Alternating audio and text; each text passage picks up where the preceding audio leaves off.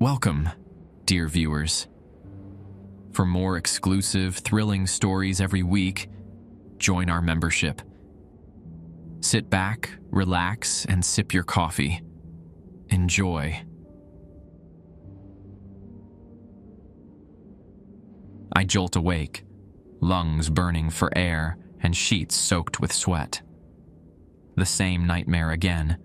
The one where my brother Andy's face contorts into something inhuman as he reaches for me with spindly fingers that stretch too far. His eyes hollow out, black as coal pits, while he whispers my name. Mason, Mason, don't leave me here, in a voice that bubbles like creek water over stones. But I did leave him, not in some supernatural hellscape, but at Rockland Memorial Cemetery on the outskirts of Beckley, West Virginia, on a slate-gray December morning with a bitter wind cutting through my cheap suit. I stood there while they lowered his casket into frozen ground, prescription pill bottles still rattling in my coat pocket.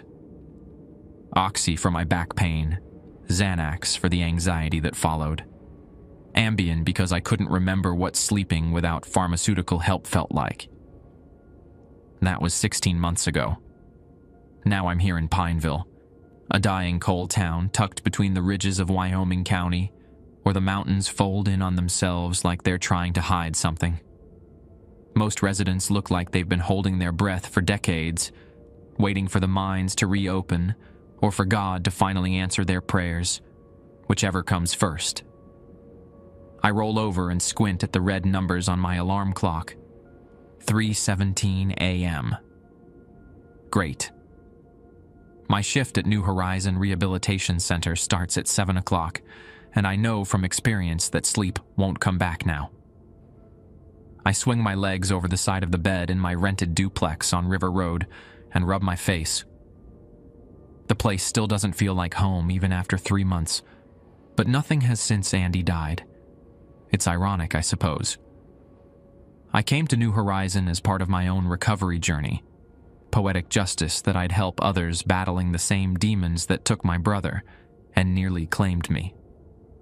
Dr. Eliza Harmon, the facility director, hired me despite my lack of formal qualifications because, as she put it, your experience is more valuable than any degree. At the time, I found that touching. Now I wonder if it was desperation. Good counselors don't exactly flock to remote Appalachian rehabilitation centers. New Horizon sits on what used to be the Blackwood Coal Company property, a sprawling campus of red brick buildings nestled against Pinnacle Creek. The administrative paperwork claims it was fully renovated in 2015, but that's generous. The floors still creak in the dormitory wing, and sometimes the electricity cuts out during storms, leaving us in darkness that feels almost sentient. I shuffle to the bathroom and splash cold water on my face. My reflection looks hollowed out, deep shadows beneath my eyes. I've lost weight since moving here, cheekbones more prominent than they should be. When I drift through town, I catch whispers. I'm the city boy from Charleston who doesn't understand how things work in the hollows. And they're right. 3 months in, and I still don't understand half of what happens at New Horizon.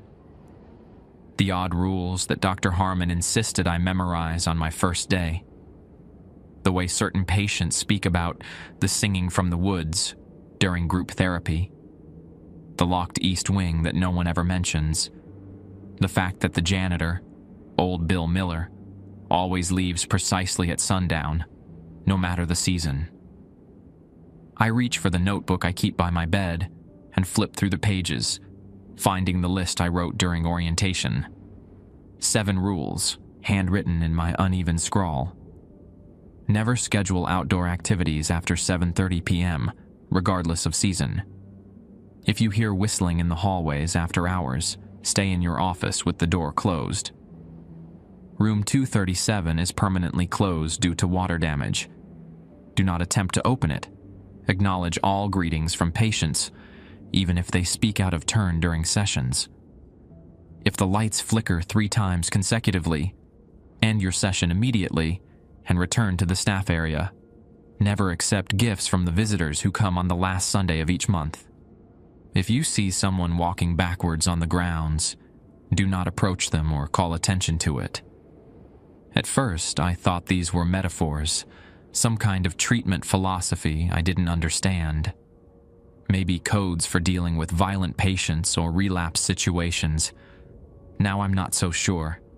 In the kitchen, I make coffee strong enough to strip paint and open my laptop. A new email from Dr. Harmon waits in my inbox, time-stamped 2:34 a.m. Mason, please come to my office before your shift tomorrow. We need to discuss the incident with patient Lowell. Bring your rules sheet. My stomach tightens. There was no incident with patient Lowell, at least not one I remember. The drive to New Horizon takes exactly 17 minutes from my duplex, winding along Route 10 where the Guyandata River cuts through the valley. This morning, a thick mist hangs over the water, transforming the coal-scarred mountains into spectral silhouettes.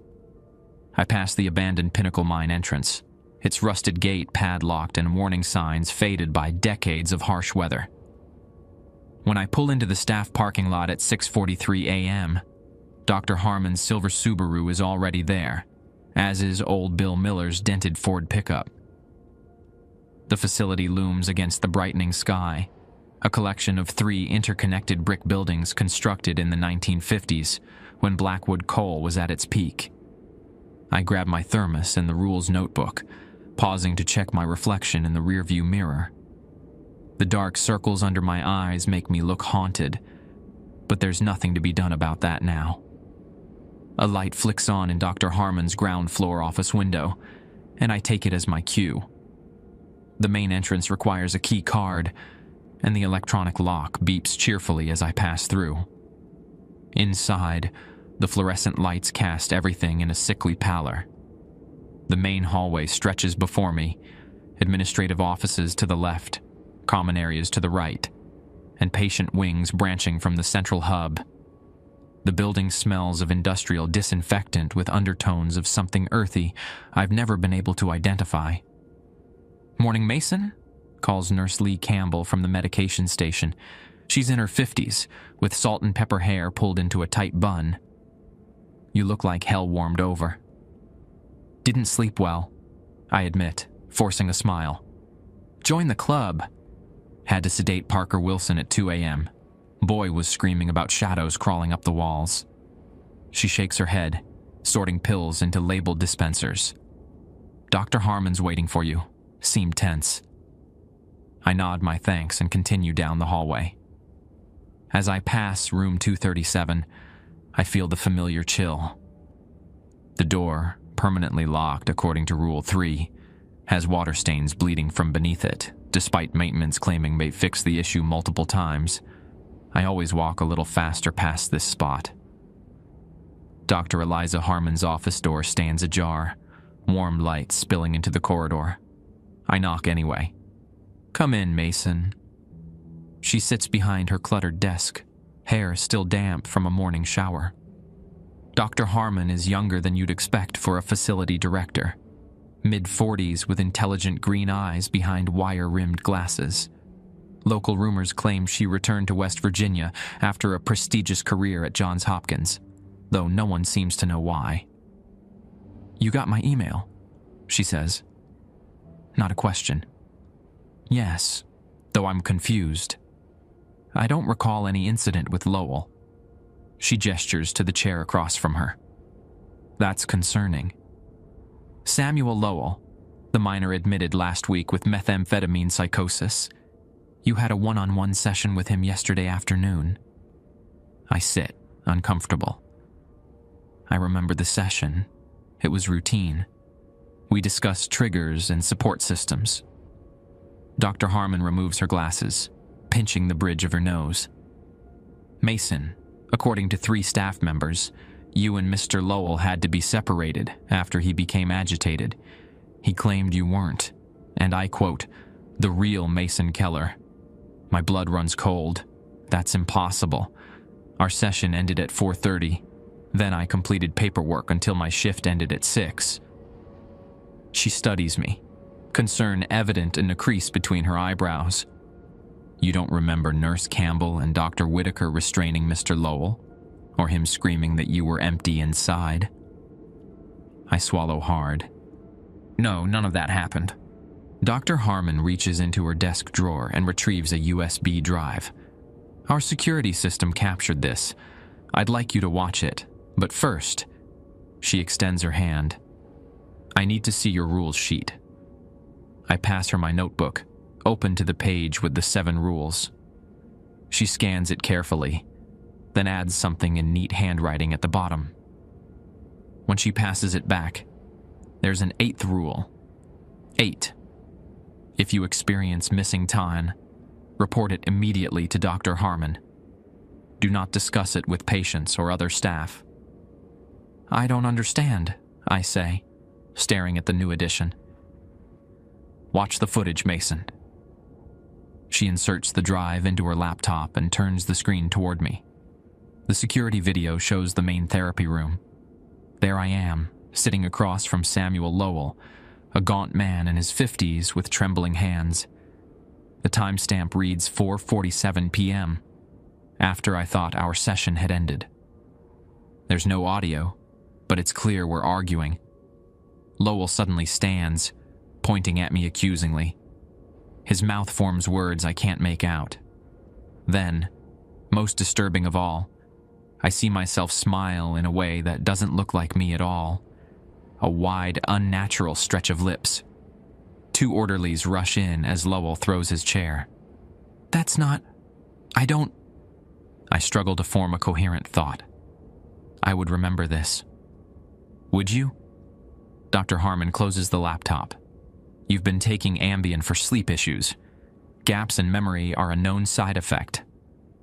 It sounds reasonable, but something feels wrong.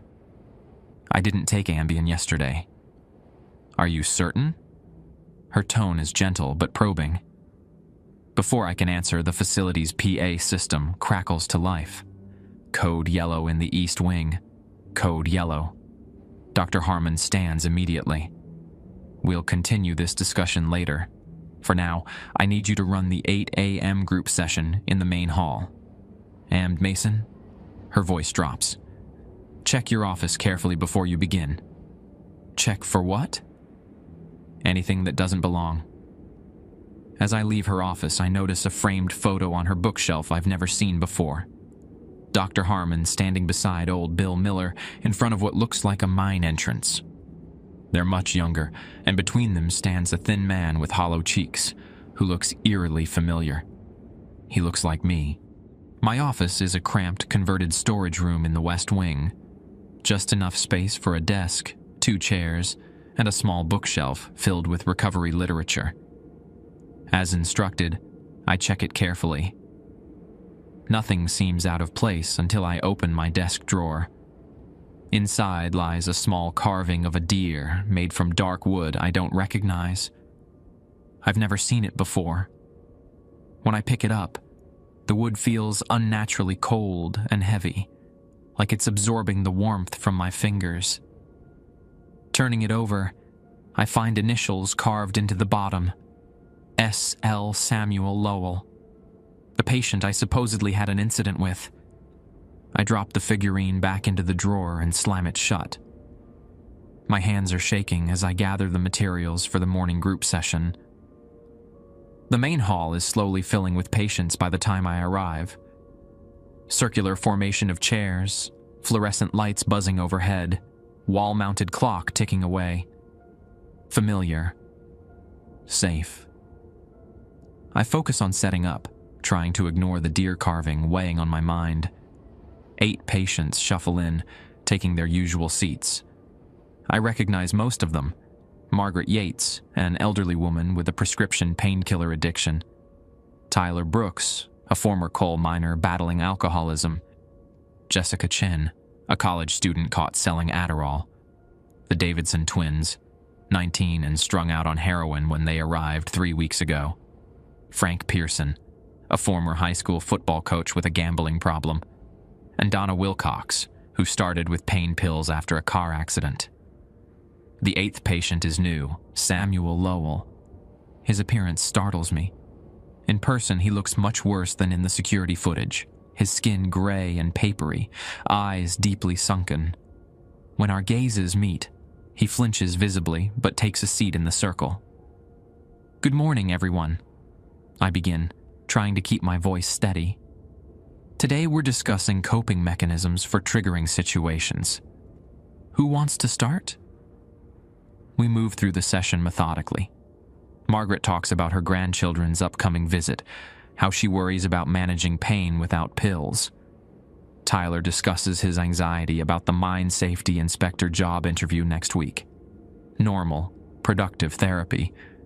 But I can't stop noticing how Samuel Lowell watches me. He hasn't spoken a word, and whenever I look directly at him, he studies his hands. Halfway through the session, the lights flicker once. Not the 3 consecutive flashes mentioned in Rule 5, but enough to make me tense. "Damn wiring in this place," Frank mutters, always acting up. "Like everything else in Wyoming County," Tyler adds with a bitter laugh. "Infrastructure's falling apart faster than we can patch it." "It's not the wiring," Samuel speaks suddenly, his voice a scratchy whisper. Everyone turns to look at him. It's them letting us know they're listening. The room falls silent. I should redirect the conversation, but curiosity gets the better of me. "Who's listening, Samuel?" He looks up, eyes locking with mine. The ones who walk in other people's skin. The ones who whistle in the dark. His gaze intensifies. The ones who look like people we know but aren't. They come from the old tunnels. Jessica Chen rolls her eyes. "Great. Another conspiracy theorist. Let me guess, aliens? Government experiments?" "No," Samuel says, still staring at me. "Much older than that. They were here before the mines, before the settlers. The Shawnee knew about them. Called them Managishi, the tunnel dwellers." His voice drops even lower. "They get inside you when you're not paying attention. When you're high, or drunk, or sleeping. They borrow you." "That's enough, Mr. Lowell," I say firmly, heart racing. "We're here to discuss recovery strategies, not folklore. Is that what Dr. Harmon told you this is about? Recovery?" Samuel's laugh is hollow. "Ask her about the East Wing. Ask her about room 237. Ask her about the missing patients." "Missing patients?" one of the Davidson twins asks. "There are no missing patients," I assert, trying to regain control of the session. Mr. Lowell is still adjusting to the facility. Lowell leans forward. "What about Angela Richards? She was here last month. Or Michael Dawson. Or Teresa Hollins. All gone. Staff says they were transferred, but there ain't no transfer paperwork." Frank shifts uncomfortably. "Come to think of it, I haven't seen Angela in a while." "Because she's gone," Samuel insists. "They took her, like they're trying to take you, Mr. Keller." A chill runs through me.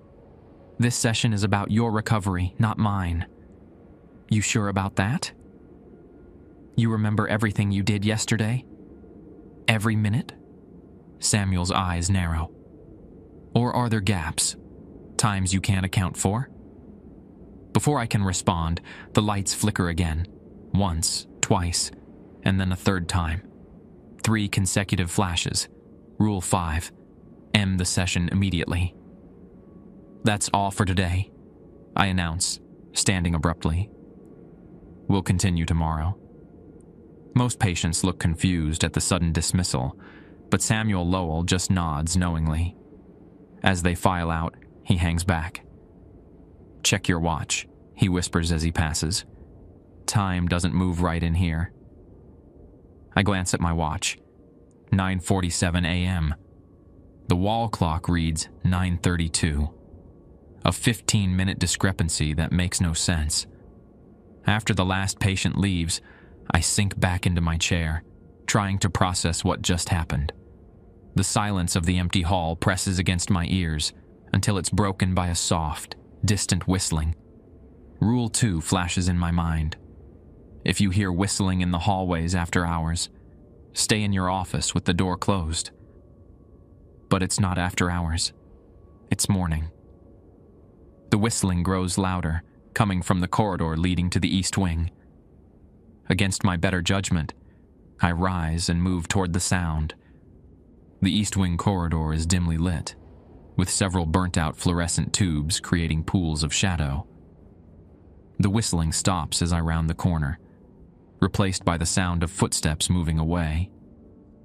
At the far end of the hall, I catch a glimpse of someone rounding the corner. Old Bill Miller, the janitor, pushing his cleaning cart. I follow, calling out, "Bill! Hold up." When I reach the corner, I find myself facing the door to room 237. The water stains beneath it seem darker today, almost black rather than brown. The whistling resumes, seemingly coming from inside the room. I press my ear against the door. "Hello?" I call softly. "Is someone in there?" "Mason?" A voice replies, a familiar voice that stops my heart. "Mason, is that you? Help me. I'm trapped in here." It's my brother Andy's voice. My hand reaches for the door handle automatically. As my fingers touch the cold metal, a firm grip clamps down on my shoulder, yanking me backward. "What the hell do you think you're doing?" Dr. Harmon hisses, her face tight with anger. "Rule 3. Room 237 is permanently closed." I stammer. "I thought I heard my brother." Her expression shifts from anger to concern. "Your brother is dead, Mason. You told me that yourself." "I know, but nothing. This is exactly how it starts." She glances at the door, then back to me. "When did you last take your medication?" "Last night. The Xanax, not the Ambien." She studies me for a moment. "Come with me. Now." As she leads me away, I glance back at room 237. For a split second, I swear I see water seeping under the door, black as oil, forming a small puddle on the linoleum floor. "Dr. Harmon, what's in that room?" "Really?" She doesn't slow her pace. "Water damage, like the rules say. The floor is unstable." "Then why did I hear—" "You heard what this place wanted you to hear." We reach her office, and she ushers me inside, locking the door behind us. "Listen carefully, Mason. There are forces at work in this facility that you don't understand yet." "What forces?" "Like the Managishi Lowell mentioned." She flinches at the word. "Where did you hear that term?" "Lowell brought it up in group. He said they were tunnel dwellers that borrow people." Dr. Harmon sinks into her chair. "Samuel Lowell worked in the Pinnacle mine for 30 years before it closed. The men who went deep into those tunnels, they saw things they couldn't explain. Most drank to forget. Some used harder stuff, and some, like Samuel, came back different." "Different how?" Instead of answering, she turns to her computer. "There's something you need to see. Something I should have shown you during orientation." She pulls up a patient file. The photo shows a young man, perhaps 25, with my exact face. The name reads, Andrew Keller. Admitted. June 17th, 2019. My dead brother admitted to New Horizons 7 months after his funeral. "This is impossible," I whisper, staring at my brother's face on the screen. I watched them lower Andy's casket into the ground. I threw dirt on it myself. Dr. Harmon's expression remains neutral, clinical. "Did you see his body at the funeral home?" The question catches me off guard. Number it was a closed casket, the medical examiner said. I pause, memory flickering. They said the damage from the overdose and the time before he was found made an open casket inadvisable. "Convenient," she murmurs, clicking through the file. "According to our records, Andrew Keller was admitted voluntarily after a near-fatal overdose. He listed you as his emergency contact, but requested we not inform you of his presence here. That's ridiculous. Why would he do that? Shame, perhaps, or something else. She turns the screen so I can better see. He was making good progress until March of last year, when he began exhibiting unusual behaviors, claiming he could hear singing from the woods, insisting something was watching him through other patients' eyes. My head pounds as I try to process this information. If this is true, if Andy was alive, why would he let me believe he was dead? And who the hell did I bury? Dr. Harmon closes the laptop. I don't know what funeral you attended, Mason, but your brother was very much alive when he came to us, and he was still alive when he disappeared from the facility on April 17th last year. Disappeared. He walked out during the night shift. Security footage shows him leaving through the East Wing emergency exit at 3:17 a.m. We searched the grounds, filed a missing persons report with the Wyoming County Sheriff's Department. Nothing came of it. April 17th, almost exactly a year ago. Why didn't you tell me this when I applied for the job? My voice rises with anger and confusion. You knew who I was, who Andy was to me. I wasn't certain at first. Keller isn't an uncommon name. When I realized the connection, I was curious. She removes her glasses, suddenly looking tired. I thought perhaps you knew more than you were letting on, that you had come here looking for answers about your brother. I came here because I was a recovering addict with limited job prospects. I snap. If I had known Andy was here, then what?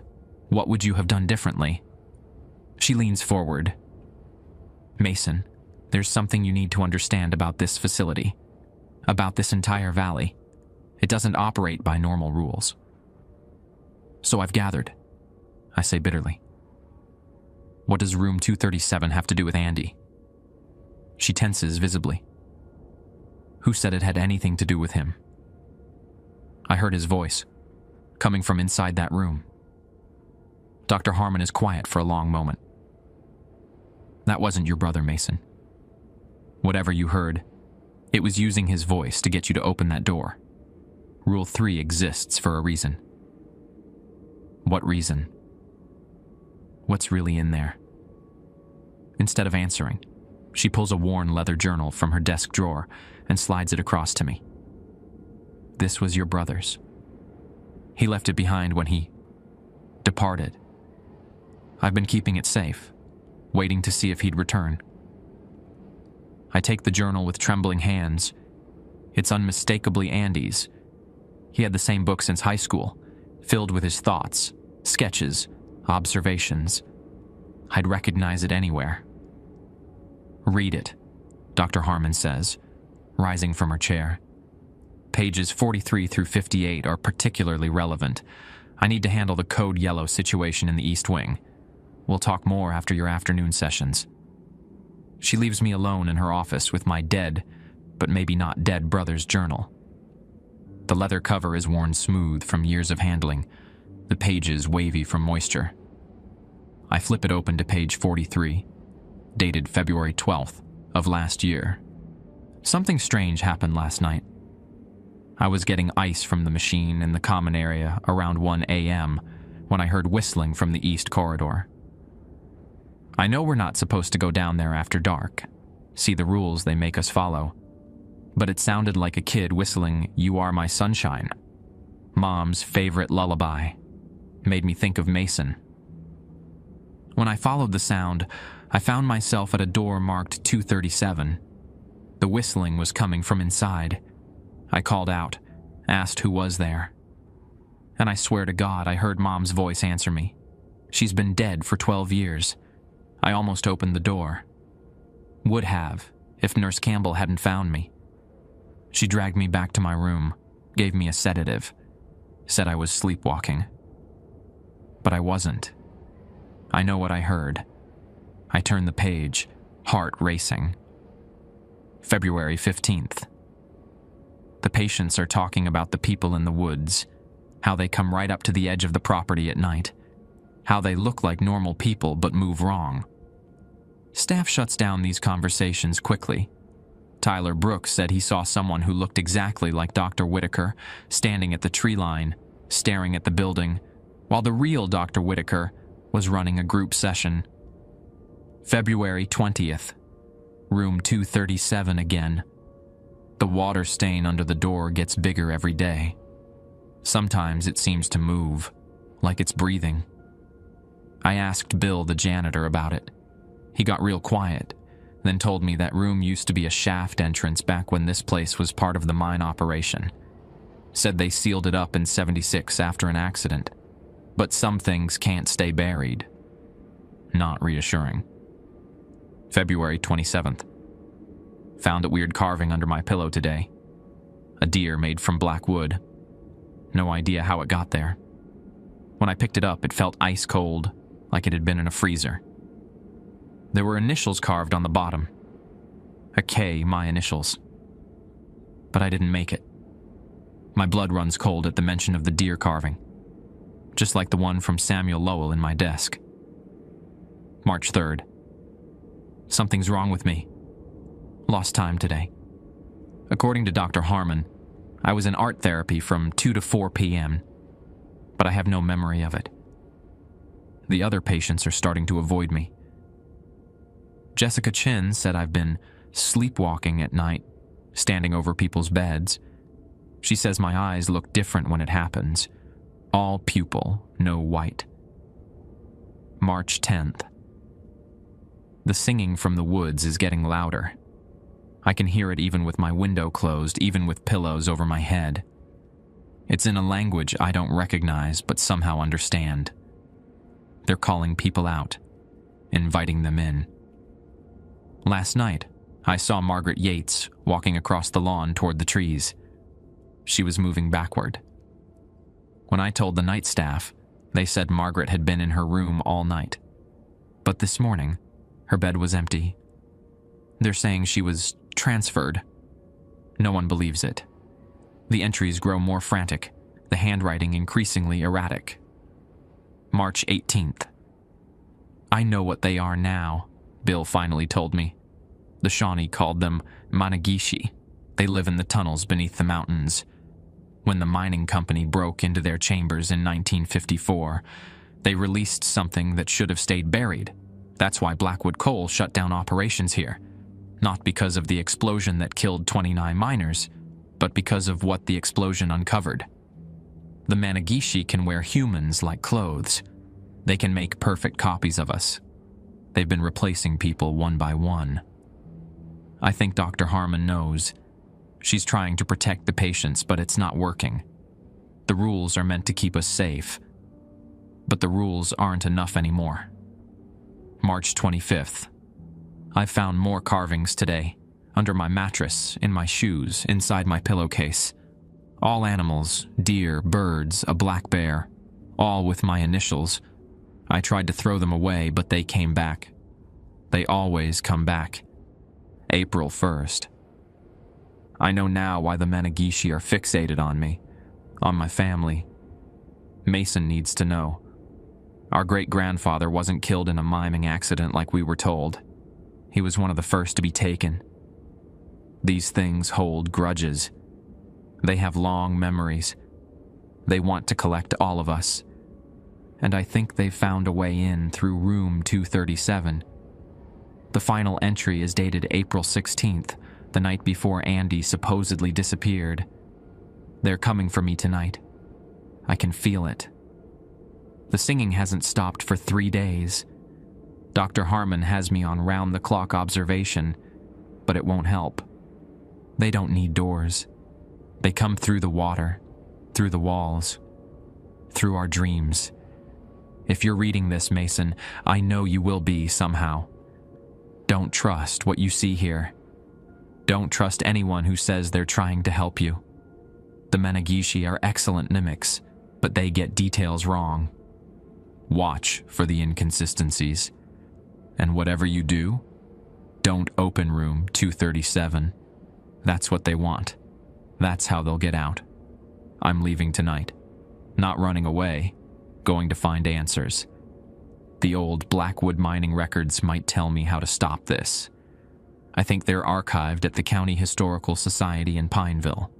If I don't make it back, remember, the water stains are how you know they're close. Black water means they're watching. I love you, brother. I'm sorry for letting you think I was dead. It was the only way to keep you safe. Until it wasn't. The journal ends there. I sit back, mind reeling. If what Andy wrote is true, then nothing about New Horizon is what it seems. The rehabilitation center is a cover for something much darker. A soft knock interrupts my thoughts. The door opens, and old Bill Miller peers in, his leathery face creased with concern. Dr. Harmon sent me to check on you, he says. She's still dealing with that situation in the East Wing. Bill, I say, holding up Andy's journal. Did you know my brother? The old janitor's expression darkens. Andrew, good kid, smart, asked too many questions. About the Managishi? About room 237? Bill's eyes widen. You shouldn't say that name out loud. Names have power. He glances nervously at the hallway. Your brother was right about the mining records, but he never made it to the Historical Society. How do you know that? Because I'm the one who found him. Bill steps closer, voice dropping to a whisper. Half a mile from here, at the old ventilation shaft entrance. He was... Bill stops abruptly, cocking his head as if listening. Someone's coming. Can't talk now. He turns to leave, but I grab his arm. Wait, what happened to Andy? Is he alive? Bill pulls away. Check the maintenance shed behind the building. Under the floorboards in the northeast corner. I kept something for you. His gaze shifts to the window, where afternoon shadows are lengthening. And remember Rule 1, never be outside after 7:30. He slips out, just as Nurse Campbell appears in the doorway. There you are, Mason. Your 1 o'clock session is waiting. And Dr. Harmon asked me to give you these. She hands me a small prescription bottle. The label reads, Haloperidol, 5 milligrams. Take as needed for acute episodes. She's concerned about your mental state after this morning's events. I pocket the pills without comment, tucking Andy's journal into my bag. As I follow Nurse Campbell down the hallway, I glance at my watch. 1:17 p.m. The wall clock reads 12:52. Time doesn't move right in here, Samuel Lowell had said. Another inconsistency to watch for. Something tells me I'll find many more before the day is done. My 1 o'clock session is with Jessica Chen, the college student who Andy mentioned in his journal. She sits across from me in my cramped office, fidgeting with the sleeve of her oversized sweater. Outside, rain has started to fall, pattering against the window in an irregular rhythm. You seem distracted today, she says before I can begin our session. I force myself to focus. I'm fine. How are you feeling about your progress this week? Jessica studies me, head tilted slightly. You don't remember our conversation yesterday, do you? My pulse quickens. We didn't have a scheduled session yesterday. Not a session. She lowers her voice. You pulled me aside after dinner, asked me about what I saw the night your brother was here, about the sleepwalking. I try to keep my expression neutral. I think you're confused. You're not the only one with memory gaps around here. She glances nervously at the door. I've been having them too. Times when I can't account for hours of my day. She rolls up her sleeve, revealing small puncture marks in the crook of her elbow. These aren't from using. I haven't touched anything since I got here. These appear during my blackouts. I lean forward. Jessica, what exactly did you see regarding my brother? Her eyes dart to the window. It wasn't really sleepwalking. That's just what we call it. Sometimes at night, patients get different. Their movements change, like they're puppets being operated by someone who doesn't understand how bodies work. Their eyes go wrong. Wrong how? All black, no whites. She hugs herself. Your brother would stand over beds at night, just watching. But it wasn't him, not really. The next day, he never remembered doing it. A chill runs through me. And you've seen others doing this. She nods. Tyler Brooks last week, Margaret Yates before she transferred, and she hesitates. You, 2 nights ago. The room suddenly feels too small, the air too thick. That's not possible. I was at home. Were you? Jessica's voice is barely audible. Or is that just what you remember? Before I can respond, the lights flicker once, twice. We both look up, waiting for the third flicker that would force me to end our session per Rule 5. It doesn't come. They're listening, Jessica whispers. They always know when we talk about them. Who? The Managishi? Her eyes widen at the name. You know about them? From my brother's journal, and Samuel Lowell. Jessica shudders. Lowell's been down in those tunnels. He's seen their home. That's why they can't take him completely. He knows too much. She checks her watch. Our time's almost up. But if you want to know more, meet me in the library during dinner. 6:15. The cameras in there don't work. Our session ends with the usual therapeutic platitudes, spoken loudly enough for anyone listening at the door. As Jessica leaves, she drops a small piece of paper on the floor. I wait until she's gone before picking it up. Don't trust Dr. Harmon. She's working with them. My next sessions go by in a blur. I'm physically present but mentally cataloging everything I've learned, trying to separate fact from paranoia. The rain intensifies throughout the afternoon, drumming against the roof and window panes. At 4:30, I have a 15-minute break before my final session. Just enough time to check the maintenance shed Bill mentioned. I grab my raincoat from my office and slip out the side entrance near the kitchen.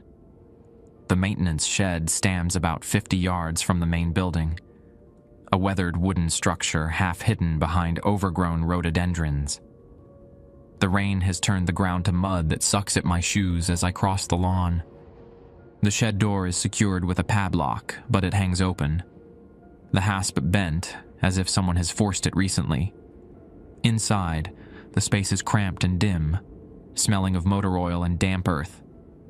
Tool racks line the walls, and a rusty lawnmower occupies most of the floor space. I pull out my phone's flashlight and scan the shed's interior. In the northeast corner, just as Bill described, the wooden floorboards look newer than the rest, one plank slightly raised at the edge. I kneel down, mud soaking through my pants, and work my fingers under the loose board. It comes up with a groan of nails, revealing a small space beneath. A watertight plastic container sits in the cavity. When I pull it out and open the lid, I find a Ziploc bag containing a voice recorder, an old flip phone, and a handwritten note in handwriting I recognize as Andy's. Mason. If you're reading this, then my suspicions were right. You've come looking for me. The recorder has evidence. The phone has pictures. Do not watch or listen while on New Horizon property. They'll know. Wait until you're off grounds, preferably back in Charleston. I've discovered what they're planning. It's worse than we thought. The Managishi aren't just taking people. They're preparing for something bigger. The date matters. April 17th. Always April 17th. I'm going to try to stop it. If I don't come back, get these to Sheriff Mike Townsend in Pineville. He's not one of them. Yet. Andy. Today is April 16th. Whatever my brother discovered was set to happen tomorrow. Exactly 1 year after his disappearance. I'm about to close the container when I notice something else beneath it. A small leather pouch. Inside are 4 small animal carvings made from the same black wood as the deer in my desk.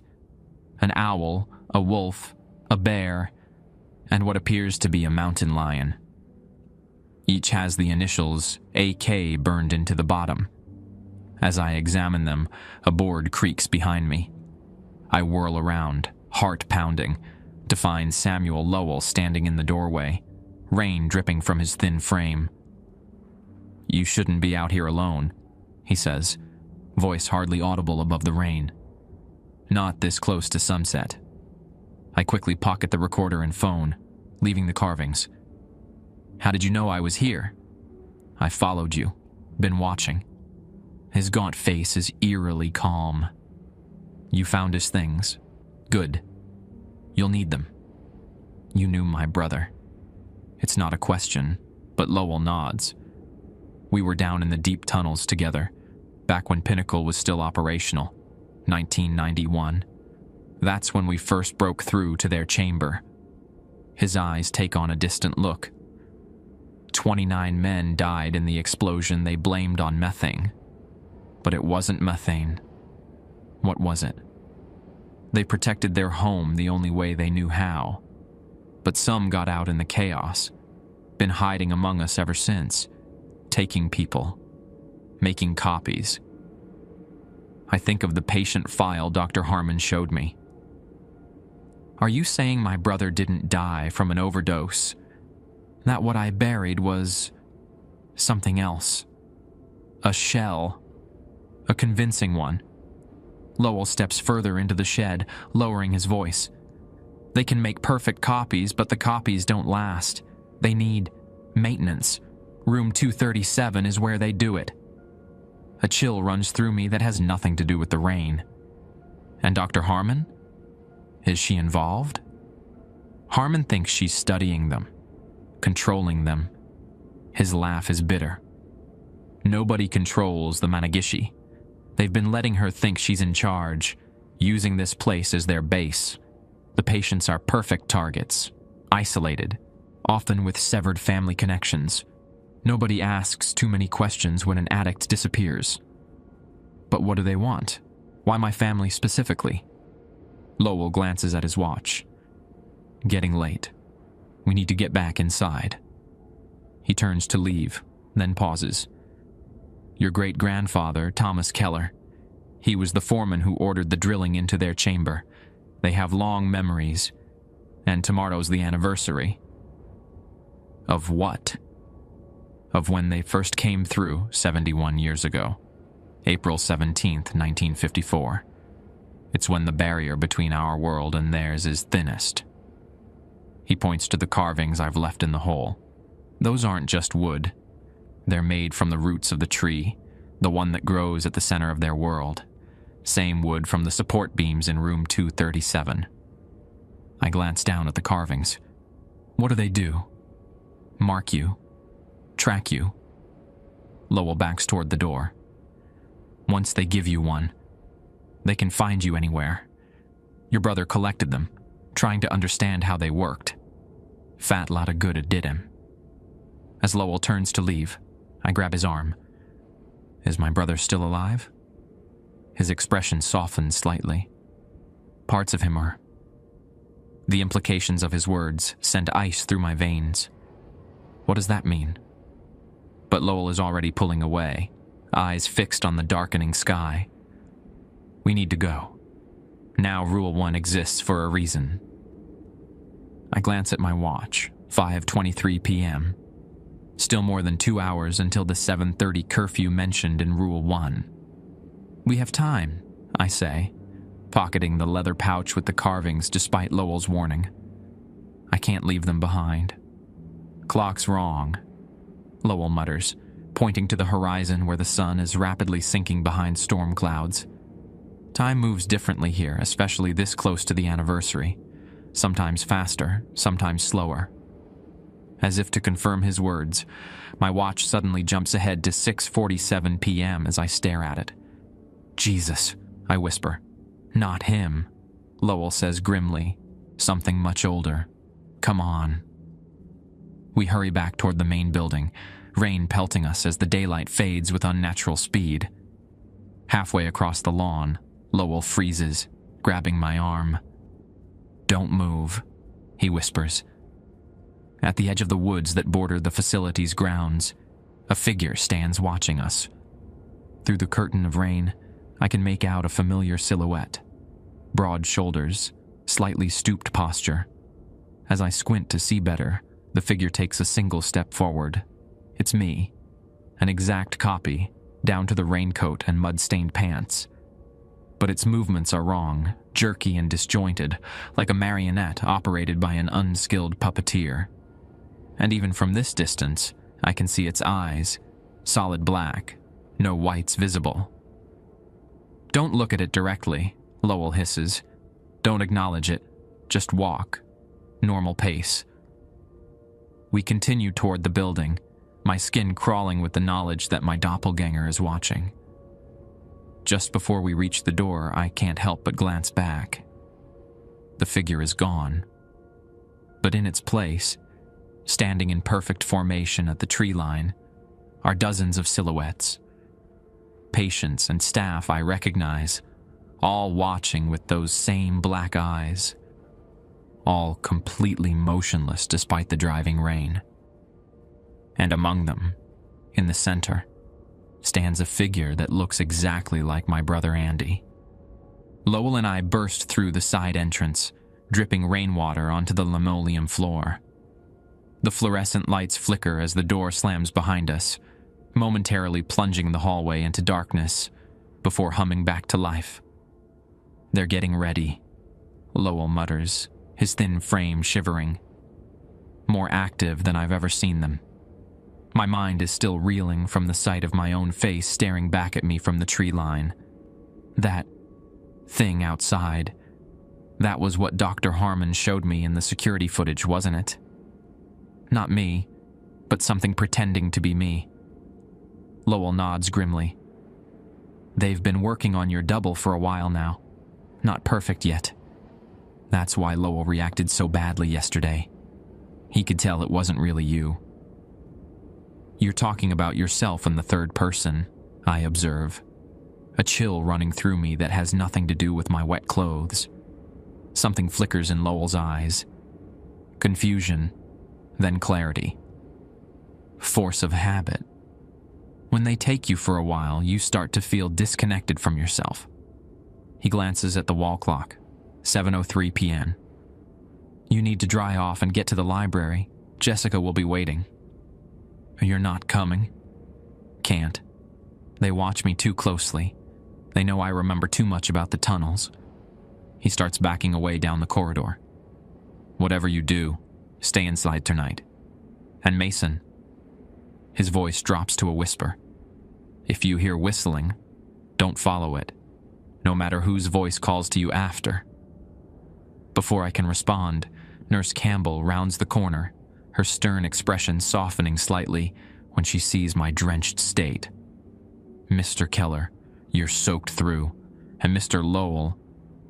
She turns to where Lowell had been standing, but the hallway is empty. He's vanished silently, impossibly fast. Campbell frowns. "Wasn't someone just with you?" "He went to change," I lie, heart racing. "I should do the same." "No time. Dr. Harmon wants to see you immediately. She's quite concerned about your behavior today." "I need to check on my patients first." "I have. Your sessions have been reassigned." Her tone leaves no room for argument. Dr. Harmon is waiting in her office. As we walk, I'm acutely aware of the voice recorder, phone, and wooden carvings weighing down my pockets. If Dr. Harmon is involved with the Managishi, as Jessica suggested, I can't let her find Andy's evidence. "I'll just be a minute," I say, gesturing to the men's restroom. "Need to dry off a bit." Campbell hesitates, then nods. "Be quick." Inside the bathroom, I lock myself from a stall and quickly transfer the items to my ankle holster. A hidden pocket in my sock designed to conceal pill bottles during my addiction days. It's a tight fit, but everything disappears beneath my pant leg. I use paper towels to dry my face and hair as best I can, then join Campbell in the hallway. Dr. Harmon's office door is closed when we arrive. Campbell knocks sharply, then leaves without waiting for a response. I take a deep breath and enter. The office is empty. "Dr. Harmon?" I call, stepping inside cautiously. The room appears exactly as it did this morning. Desk cluttered with files, bookshelves lined with medical texts, framed diplomas on the wall. But something feels off. The air is cooler, with a faint earthy smell like wet soil. Water. A thin line of black liquid seeps from beneath the inner office door, forming a small puddle on the carpet. My instinct is to back away, to run, but I need answers. I approach the inner door slowly, pulse pounding in my ears. The black substance has the consistency of water, but reflects no light, like liquid shadow. I knock softly. "Dr. Harmon?" "Come in, Mason." Her voice sounds normal, professional. "I've been waiting for you." Hand trembling, I turn the knob and push the door open. The inner office is transformed. Where there should be a small conference room with a table and chairs, there's now a vast cavernous space that can't possibly fit within the building's dimensions. The walls glisten with moisture, the floor ankle-deep in black water that ripples with my every movement. In the center stands Dr. Harmon, clipboard in hand, completely dry despite the water surrounding her. Behind her looms a massive structure, an ancient oak tree with bark as black as coal, roots disappearing into the water, branches scraping a ceiling I can't see in the darkness above. "Fascinating, isn't it?" Dr. Harmon says conversationally, as if we're discussing a peculiar case study. We call it the source tree. It's how they first entered our world when the mining explosion breached the barrier. I remain frozen in the doorway, unable to process what I'm seeing. What is this place? A half-white point. Not quite their world. Not quite ours. She makes a notation on her clipboard. The Monogishi can't exist fully in our reality without a connection to their own. Room 237 contains another entrance, but this one is private, for research purposes. Research, I repeat numbly. You're studying them. For decades. Pride creeps into her voice. My father was one of the miners who survived the 1954 incident. He recognized the potential immediately. Entities that could assume human form, potentially indefinitely, with the right conditions. The military applications alone are staggering. This isn't a rehabilitation center at all, is it? She smiles thinly. Oh, it serves that purpose too. We need subjects after all. People society has already begun to discard. People who won't be missed. She steps closer, water rippling around her ankles, though her shoes remain inexplicably dry. Your brother understood eventually. He was actually helping us before the end. Liar, I spit. Andy was trying to expose you. That's why he disappeared. Dr. Harmon sighs. Is that what you've pieced together from his paranoid ramblings? Andrew was brilliant but unstable. When he learned of his family connection to the original incident, he became obsessed. Started communicating directly with them, without protocols or protection. She taps her clipboard. The Monogishi found him particularly compatible. Almost a perfect match. A horrible realization dawns on me. The thing I saw outside, the one that looked like Andy. That's not just a copy, is it? You've done something to my brother. We've given him purpose, permanence. Her voice softens, almost maternal. And we can do the same for you, Mason. The Keller bloodline has unique properties, a genetic resonance with their biorhythms. That's why they've been drawn to your family for generations. I back away, bumping into the doorframe. You're insane. I'm practical. The barrier between worlds thins every year on April 17th, the anniversary of first contact.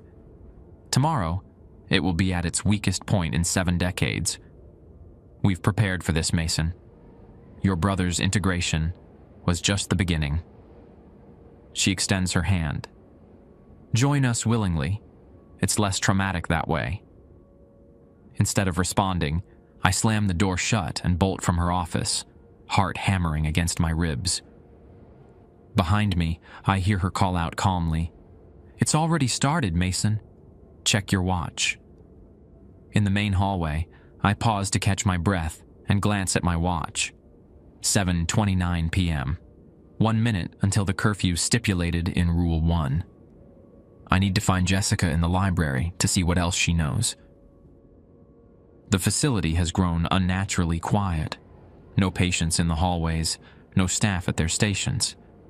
As I hurry toward the library, I notice black water stains spreading beneath doors, trickling along baseboards. The building itself seems to be weeping this strange liquid. The library is dark when I arrive, the only illumination coming from emergency exit signs that cast everything in a sickly red glow. Rows of bookshelves create shadowed aisles, perfect for hiding, or for something to hide in. "Jessica?" I call softly, moving between the shelves. "It's Mason." A rustling sound comes from the reference section in the back corner. I follow it cautiously, phone in hand for light, though I'm hesitant to use it and draw attention. I find her crouched behind the large reference desk, knees pulled to her chest. Her eyes widen when she sees me, finger immediately pressing to her lips in a shushing gesture. "They're looking for us," she whispers as I kneel beside her. "Dr. Harmon has ordered a facility-wide search." "I just came from her office," I tell her, keeping my voice low. "Jessica, she has some kind of portal in there. She admitted everything." Jessica nods. I'm surprised. They have portals all over the building now. Room 237 was just the first. They're preparing for tomorrow, for the thinning. "How do you know all this?" "Because I've been taken before." She rolls up her sleeve again, revealing those strange puncture marks. They don't always replace you entirely. Sometimes they just borrow you for a while. Use you to watch, to listen. I wake up with these marks and gaps in my memory. I think of the security footage Dr. Harmon showed me, of me smiling in that unnatural way at Samuel Lowell. They've been borrowing me too, haven't they? She nods grimly. "That's why I trusted you with this." From her pocket, she produces a folded map of the facility with handwritten notations. "I have been tracking the spread of the black water. It always appears before they do, like some kind of advanced scout." The map shows dark X marks throughout the building, but heavily concentrated in the east wing near room 237. A large circle surrounds what appears to be maintenance tunnels beneath the facility. "The original mine shafts," Jessica explains. "They connect to the old Pinnacle mine system. That's how they move around undetected, how they bring new ones through." "New ones? You mean there are more coming?" "Tomorrow, when the barrier thins completely." Her voice trembles. Dr. Harmon thinks she's in control, but this is all some government black ops project she's managing. But the Managishi are just using her, using all of us. A soft whistling echoes through the library, the tune of "You Are My Sunshine," just as Andy described in his journal. Jessica freezes, face draining of color. "Don't listen," she hisses. "Don't follow it." The whistling grows louder, closer, moving between the shelves like someone searching. Then it stops, replaced by a voice that makes my blood run cold. "Mason." It's Andy's voice, identical to what I heard outside room 237. "Mason, I know you're in here. I need your help, brother." Jessica grips my arm, fingers digging painfully into my flesh. "It's not him," she mouthed silently. "The others are coming, Mason." Andy's voice continues, disturbingly close now. Dr. Harmon can't control what's about to happen, but we can stop it together. I found a way. Despite Jessica's warning, despite everything I've learned, the sound of my brother's voice pulls at something primal within me. I start to rise, but Jessica yanks me back down. "That's how they get you," she whispers fiercely. "They use the voices of people you love." I run.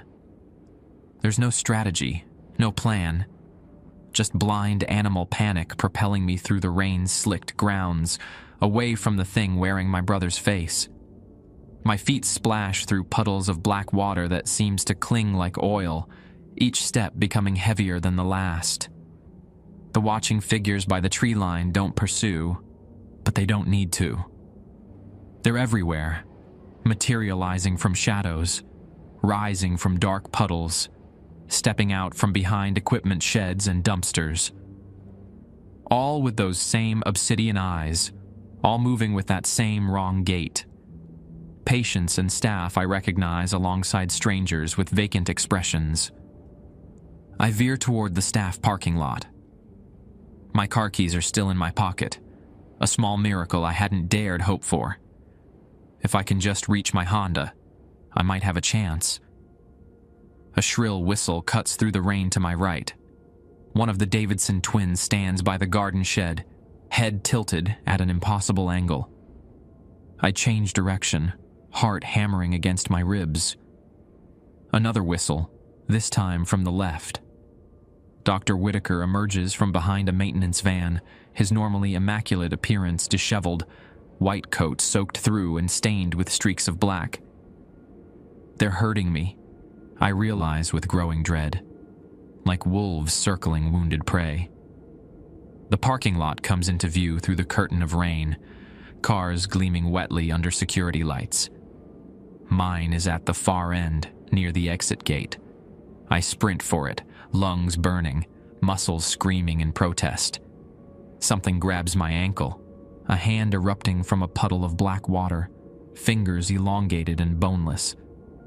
I crash face first into mud, my chin splitting open on impact. The metallic taste of blood fills my mouth as I kick wildly at my attacker, connecting with something solid that gives way with a sickening squelch. Scrambling to my feet, I risk a glance back. The hand has no owner, just an arm extending from the oily puddle like a grotesque periscope. It writhes blindly, searching for me. I reach my car, fumbling with keys slippery with mud and blood. Behind me, the whistling chorus grows louder, more insistent. The key slides home into the lock, an older model without remote entry, another small mercy, and I wrench the door open, throwing myself inside. As I slam the door shut, something heavy impacts the passenger window. Jessica's face pressed against the glass, eyes now completely black, mouth moving in silent pleading. Her skin has a gray, waxy appearance, black fluid leaking from her nostrils and ears. "Let me in, Mason," she mouths, voice somehow audible through the glass. "You can't leave me with them." My hand hovers over the lock button. Is there still something of Jessica left in there? Could I save her? The decision is made for me when her face suddenly contorts, jaw unhinging like a snake's, to reveal too many needle-like teeth. Her fist punches through the passenger window in a shower of safety glass, elongated fingers grasping for me. I jam the key into the ignition and crank the engine. It sputters once, twice before roaring to life. Jessica's arm continues to snake through the broken window, fingers inches from my face. I slam the gear shift into reverse and stomp the accelerator. The car lurches backward, tires spinning in mud before finding purchase. Jessica is dragged alongside briefly before losing her grip. In my rearview mirror, I see her form crumpled on the pavement, already beginning to rise again with jerky, puppet-like movements. I shift to drive and aim for the exit gate. It's closed. Of course it's closed, but I don't slow down. The Honda hits the barrier at 40 miles per hour, metal screaming against metal. The gate gives way, tearing off my side mirror as I fishtail onto the main road. Rain lashes the windshield, wipers struggling to maintain visibility as I speed down Route 10. My phone buzzes in my pocket. No, not my phone. The flip phone from Andy's stash. I fish it out with trembling fingers, keeping one eye on the winding mountain road. One new message, sent seconds ago from an unknown number. You can't outrun them. They have your scent now. The carvings are trackers. Ditch them if you want to live. I glance at my ankle holster, the leather pouch containing the 4 animal carvings tucked inside. Could they really be tracking me? After my experiences tonight, I'm not willing to discount anything, but I can't just pull over on this deserted mountain road, not when I can still see black-eyed figures emerging from the woods in my rearview mirror, their movements unnaturally fast. I need somewhere safe, somewhere public. Pineville is 15 minutes away. Sheriff's office. Potential help. But if the Managishi have infiltrated the community as thoroughly as it seems, nowhere in Wyoming County might be safe. Another text. Head to Powell River, Virginia state line, cross running water. They struggle with that. The Virginia border is almost an hour away. Can I make it that far? Do I have a choice? I press harder on the accelerator, the speedometer climbing past 70 on roads designed for 40. Each curve threatens to send me careening into the mountainside or over the guardrail into the ravines below. The radio turns on by itself, static crackling before settling on, "You Are My Sunshine." The same song the Managishi were whistling. I punch the power button, but the music continues growing louder. "You can't run from us, Mason." Andy's voice emerges from the static. "We're already with you." I look down at my ankle where the leather pouch rests against my skin. With one hand on the wheel, I reach down and yank it free, tossing it out the shattered passenger window into the night. The radio immediately dies, plunging the car into blessed silence, broken only by the drumming rain and my ragged breathing. 10 minutes down the mountain, the road straightens as it follows the Guyandot River Valley. My headlights illuminate a figure standing in the middle of the road. Old Bill Miller, the janitor. Hands raised in a stopping gesture. I swerve to avoid him, nearly losing control on the wet asphalt. "Stop, you fool!" he shouts as I pass. "You're headed the wrong way." I slow down, indecision gripping me. Can I trust him? He seemed to be helping before, warning me about the maintenance shed, but after what I've seen tonight. Making a split-second decision, I wrench the wheel, executing a screeching U-turn that sends the Honda fishtailing across the center line. I pull up alongside Bill, keeping the engine running, ready to floor it at the first sign of those black eyes. Bill's eyes, when he approaches my driver's side window, are normal, roomy, bloodshot with age, but human. He's soaked to the bone, gray hair plastered to his scalp. "Virginia's no good," he says without preamble. "They've spread that way already. You need to go west, across the Guyandota, then south toward Welch. There's a man there who can help. Raymond Blackwood." "Blackwood? Like the coal company?" Bill nods grimly. His grandfather owned the mine. He knows what they are, has been fighting them for decades. He glances nervously at the road behind me. "They're coming. Fast. Take this." He thrusts a small leather bag through the window. Salt and iron filings. Won't stop them, but slows them down.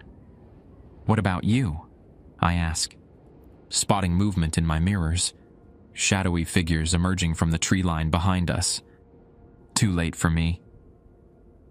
He rolls up his sleeve, revealing skin mottled with spreading patches of gray.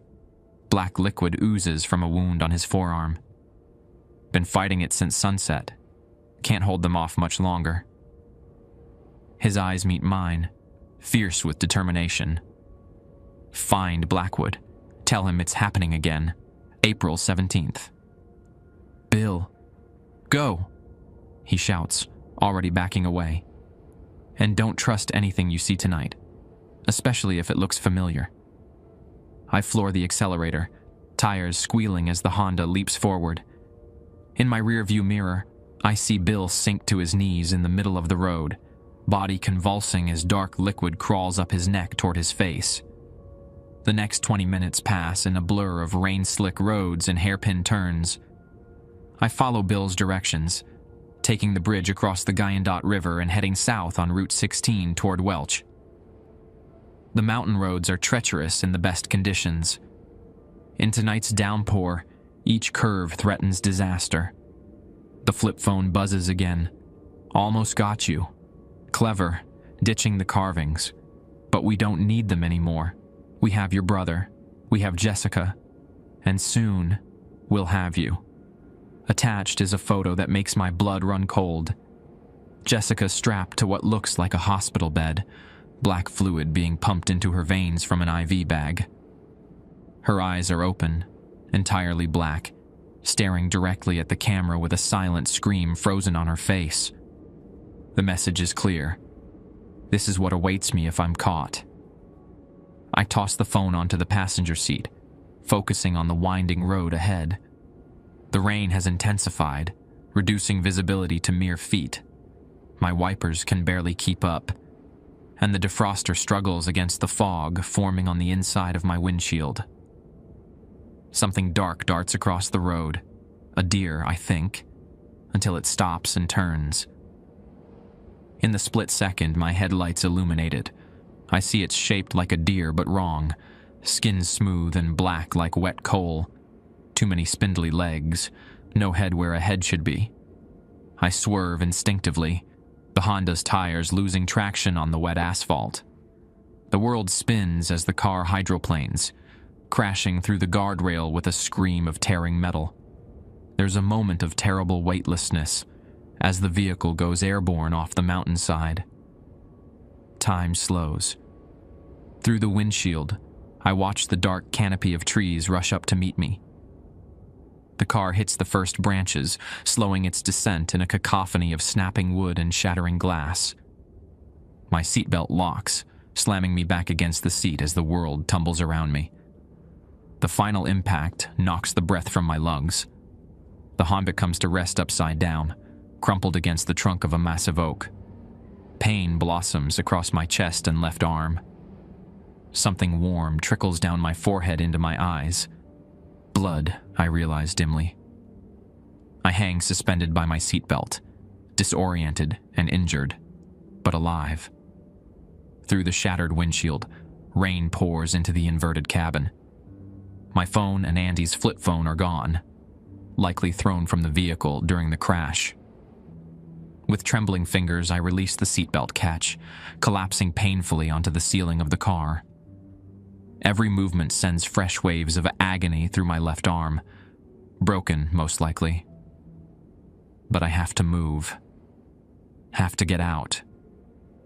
I crawl through the driver's side window, shards of glass slicing my palms. The forest floor is slick with mud and rain, the darkness nearly absolute except for one functioning headlight throwing bizarre shadows through the trees. Standing is an exercise in pure willpower. My left arm hangs useless at my side, and a quick self-assessment reveals multiple cuts, bruised or possibly cracked ribs, and a gash on my forehead that continues to seep blood. I have no idea where I am. The road is somewhere above me, hidden by the canopy and darkness. My only source of light is the single functioning headlight of my wrecked car, and even that seems to be dimming as the battery dies. A whistle echoes through the trees, that same haunting melody. You are my sunshine. They've found me. The whistling surrounds me now, coming from multiple directions at once. I stumble away from the wreckage, using the dying headlight as a guide to put as much distance as possible between myself and the road. Each step is agony, my body a catalog of injuries screaming for attention. Rain continues to pour through the forest canopy, turning the ground into treacherous mud that threatens to pull me down with every step. I have no idea which direction leads to safety, if safety even exists anymore. I only know I need to keep moving. The forest grows denser as I descend the mountainside, ancient trees pressing close like silent sentinels. Without my phone or any source of light, I navigate by touch, using my good arm to feel my way from trunk to trunk. Behind me, the whistling grows closer. I risk a glance back and immediately wish I hadn't. The headlight of my car illuminates several figures picking their way down the slope. Jessica, Dr. Whitaker, and what looks like old Bill Miller, all moving with that distinctive wrong gait, all with those solid black eyes, visible even at this distance. I press on, fighting panic, trying to remember the leather pouch Bill gave me. Salt and iron filings. Won't stop them, but slows them down, he'd said. I fumble in my pocket with blood-slick fingers, finally extracting the small bag. The sound of rushing water reaches my ears, a creek or small river somewhere ahead. Bill had said they struggle with running water. If I can reach it, I might have a chance. I stumble forward with renewed determination, the whistling now close enough that it feels like it's inside my own head. The trees begin to thin, and the sound of water grows louder. Through gaps in the foliage, I catch glimpses of moonlight reflecting off moving water. Just as I break through the tree line onto the muddy bank of what appears to be a sizable creek, swollen with rainwater, a voice calls from directly behind me. "Mason, wait!" I spin around, nearly losing my footing on the slick bank. Jessica stands at the edge of the trees, her form silhouetted against the distant glow of my car's headlight. She looks almost normal now. No black eyes, no oozing fluid. Just Jessica looking frightened and hurt. "Please," she says, taking a tentative step forward. "Don't leave me with them. I'm fighting it, but I can't hold on much longer." For a moment, doubt creeps in. Could there still be something of the real Jessica left? Could she be fighting the Managishi influence? "Stay back," I warn, clutching the leather pouch. "I know what you are." "It's me, Mason, I swear." Her voice cracks with emotion. "They haven't completely taken me yet, but they will if you leave me here." She takes another step forward, extending her hand. It looks normal, human. "Please, help me." I hesitate, torn between compassion and survival. Then I notice it. The rain passing straight through her outstretched hand, hitting the ground without making contact with her skin. An illusion. "You're not real," I say, backing toward the creek. "None of you are." Jessica's face twists with rage, her features melting and reforming into the gaunt visage of Samuel Lowell. "Smart boy," he hisses, voice no longer Jessica's, but not smart enough. The trees behind him come alive with movement as more figures emerge, at least a dozen of them. Some familiar faces from New Horizon, others strangers with that same wrong gait and black eyes. I turn and plunge into the creek, gasping as the frigid water hits my injuries like a physical blow. The current is stronger than I expected, the creek swollen to near river proportions by the ongoing downpour. It pulls at my legs, threatening to sweep me away. Behind me, the Managishi stop at the water's edge, their whistling rising to a fevered pitch. Through the curtain of rain, I see them testing the water with elongated fingers, only to withdraw with hisses of pain as the current touches them. Bill was right. Running water does affect them. I wade deeper, fighting the current, aiming for the opposite bank about 20 feet away. The cold numbs my injuries, which is both blessing and curse. Less pain, but growing weakness in my limbs. Halfway across, my foot slips on a moss-covered rock, and the current takes me. I plunge fully into the rushing water, my broken arm exploding with fresh agony as it impacts a submerged boulder. Water fills my nose and mouth as I'm pulled downstream, tumbling in the current like a rag doll. Survival instinct kicks in. I fight to keep my head above water, using my good arm to try to steer toward the bank. The creek carries me around a bend and out of sight of my pursuers. Small mercy in a night of horrors. After what feels like an eternity, but is probably less than a minute, my body slams into a fallen tree spanning the creek. I cling to it desperately, using the last of my strength to pull myself along the trunk toward the far bank. Collapsing on the muddy shore, I lie gasping like a landed fish, too exhausted to move further. Rain continues to pelt my face as I stare up at the cloud-covered sky, consciousness wavering. A light appears in the distance, a flashlight beam cutting through the darkness, sweeping back and forth along the creek bank. Friend or foe, I have no energy left to run. I can only wait as the light approaches, accompanied by the crunch of boots on gravel. Jesus Christ, a gruff voice mutters as the beam falls on my prone form. You look half dead, son. I squint against the light, making out the silhouette of a man in a rain poncho, a shotgun cradled in one arm, flashlight in his other hand. Are you Raymond Blackwood? I manage to croak. The flashlight wavers. Who wants to know? Mason Keller. Bill Miller sent me. Said you could help. Bill sent you? Tonight of all nights? The man kneels beside me, keeping the shotgun ready. Your eyes look human enough. Let's see your teeth. What? Open your mouth, now. Too weak to argue, I comply. The man inspects my very human teeth with the flashlight beam, then nods, apparently satisfied. Can you walk? He asks, already moving to help me up. My place is just up the ridge, not safe out here, not tonight. With his assistance, I struggle to my feet. The man, presumably Raymond Blackwood, is in his 70s, with a weathered face and white beard, but his grip is iron as he helps me limp up a narrow path away from the creek. They're coming, I warn him, glancing back toward the water. The Managishi, lots of them.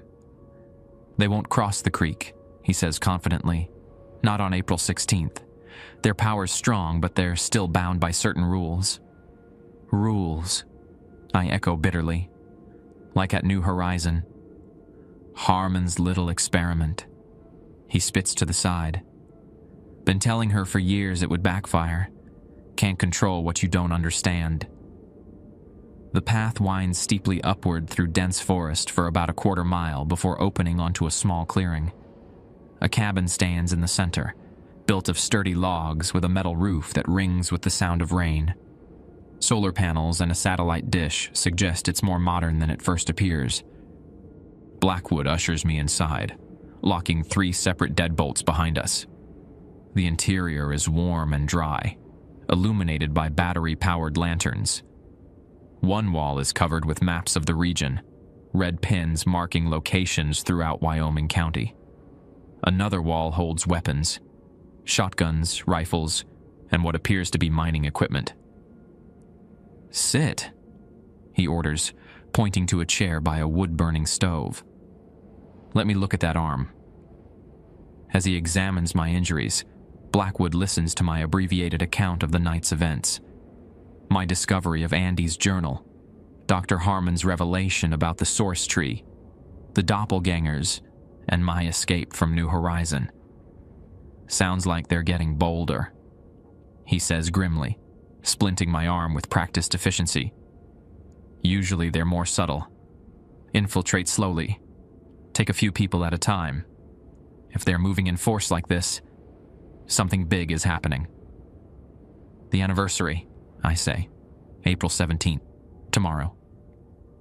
Blackwood nods, moving to a cabinet where he retrieves a bottle of whiskey and 2 glasses. 71 years since they first broke through. I was just a boy, but I remember it like yesterday.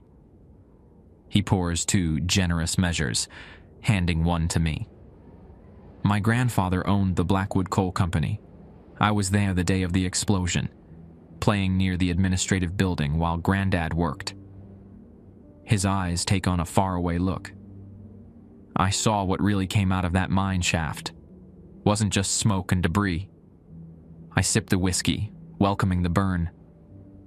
What exactly are they? Lowell called them Managishi, said they were from Shawnee legends. The name Shawnee, yes.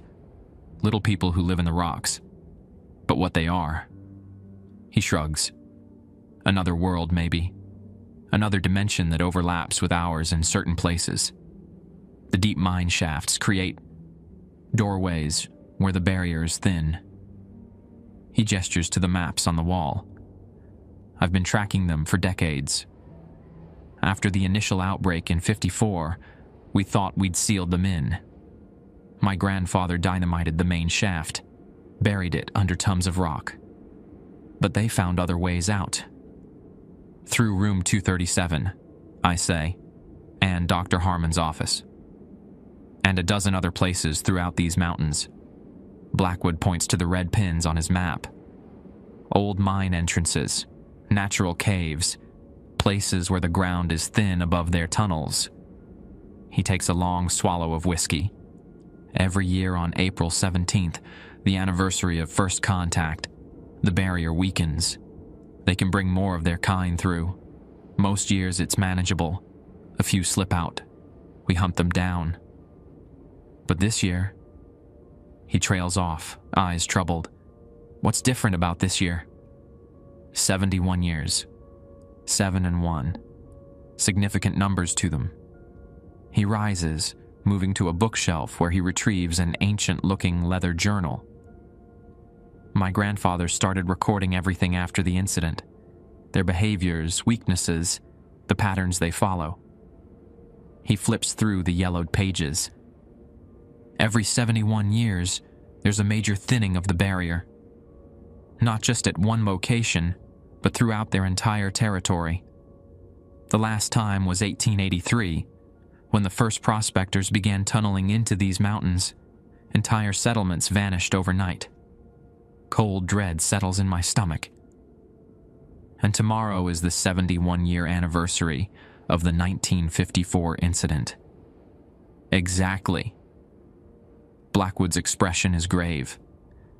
They're not just trying to take a few more hosts, Mason. They're preparing for a full-scale emergence. And Dr. Harmon? She knows this. Eliza thinks she's running the show. That her research is controlling the situation. His laugh is bitter. Her father was the same way. Howard Harmon was the geologist who ordered the drilling into that particular section of the mountain, despite warnings from local miners about the zinging rocks. He survived the explosion but came back. Changed. I sit in my car outside the abandoned ruins of New Horizon Rehabilitation Center, watching as April rain drums against the windshield. The facility has been closed for exactly 1 year now, ever since the tragic electrical fire that claimed the lives of 23 patients and staff members. At least that's what the official report says.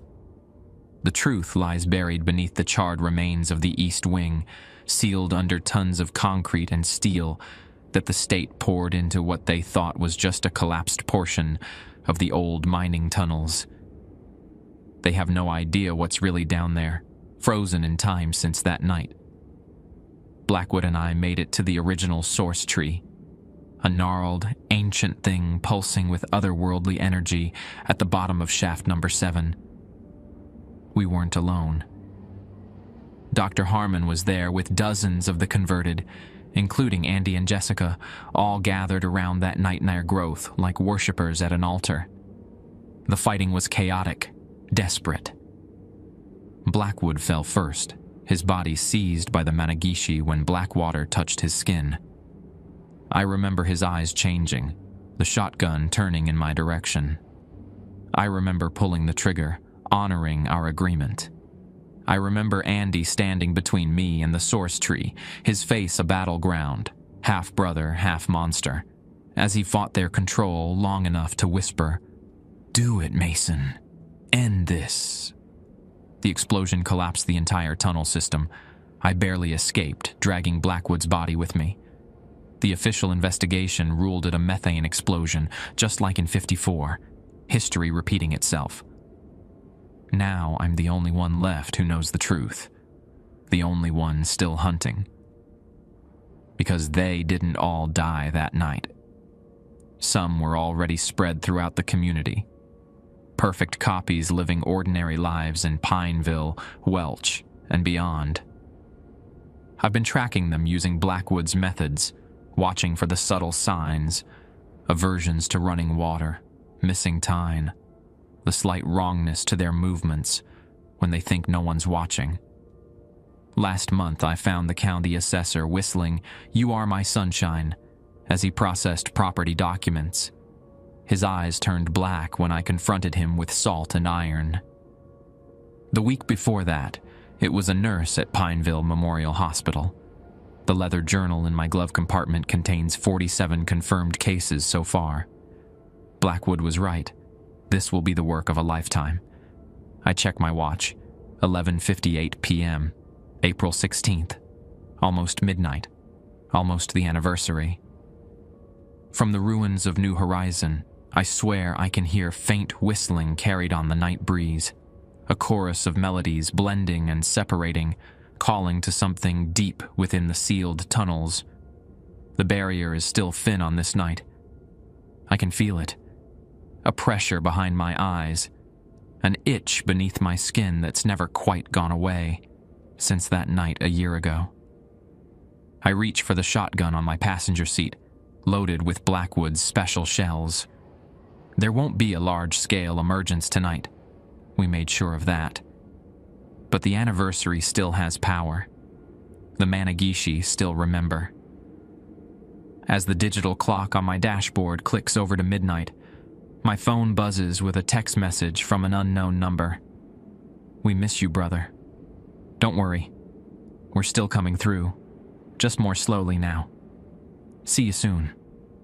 Attached is a photo of me, sitting in my car outside New Horizon, taken seconds ago from somewhere in the darkness. I start the engine and drive away, eyes scanning the tree line for movement. The hunting continues. It will always continue. Because I've learned the most important rule of all. The Managishi are patient. They've been waiting in the dark for centuries, and they know my name. I sit in my car outside the abandoned ruins of New Horizon Rehabilitation Center, watching as April rain drums against the windshield. The facility has been closed for exactly 1 year now, ever since the tragic electrical fire that claimed the lives of 23 patients and staff members. At least that's what the official report says. The truth lies buried beneath the charred remains of the East Wing, sealed under tons of concrete and steel that the state poured into what they thought was just a collapsed portion of the old mining tunnels. They have no idea what's really down there, frozen in time since that night. Blackwood and I made it to the original source tree, a gnarled, ancient thing pulsing with otherworldly energy at the bottom of shaft number 7.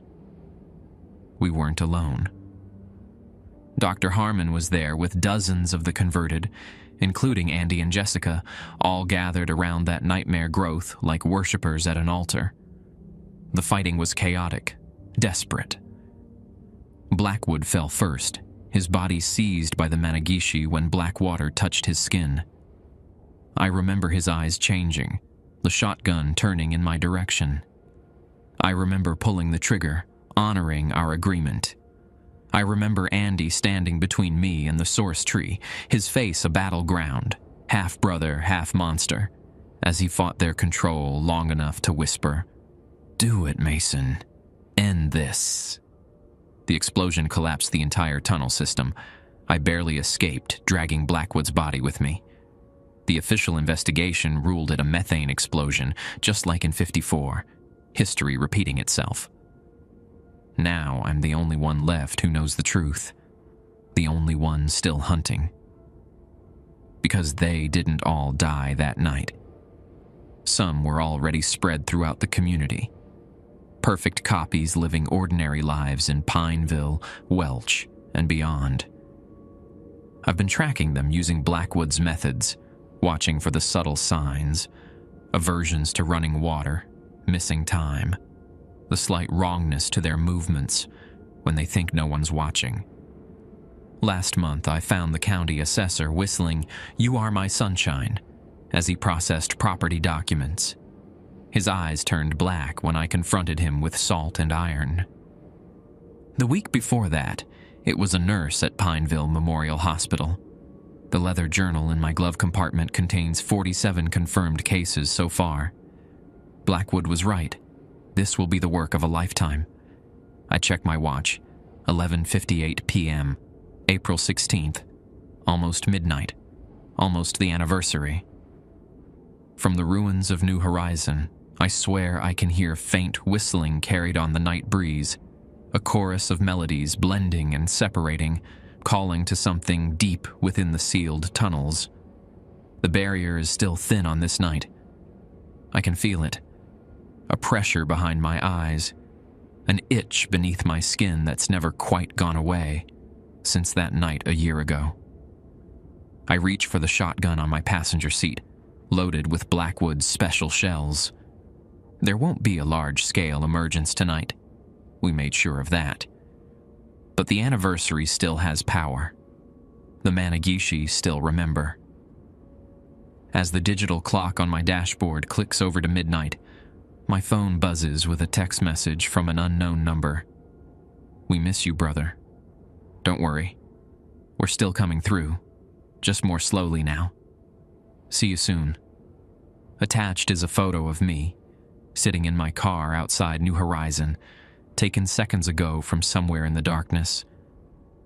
I start the engine and drive away, eyes scanning the tree line for movement. The hunting continues. It will always continue, because I've learned the most important rule of all. The Managishi are patient. They've been waiting in the dark for centuries, and they know my name.